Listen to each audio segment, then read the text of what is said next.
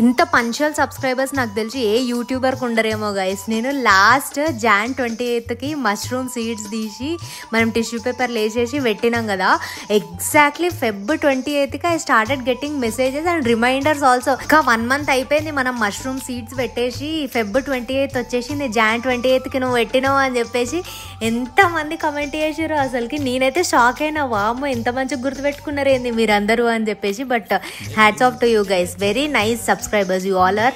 And viewers కూడా కొంతమంది అంటే నార్మల్గా సబ్స్క్రైబ్ చేయకుండా చూసిన వాళ్ళు కూడా రిమైండ్ చేసిరు అనమాట.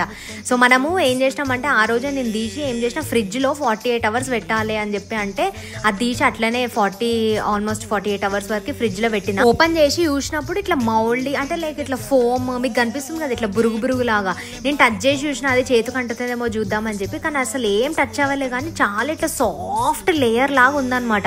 ఐఎమ్ నాట్ షూర్ ఇది అసలు పెరుగుతుందా లేదా అని చెప్పి. సో ఇంకా ఇప్పటి నుండి బ్యాగ్ క్లోజ్ చేయకుండా ఎవ్రీడే వాటర్ స్ప్రే చేయాలంట, అప్పుడు పెరుగుతుందంట మరి మష్రూమ్.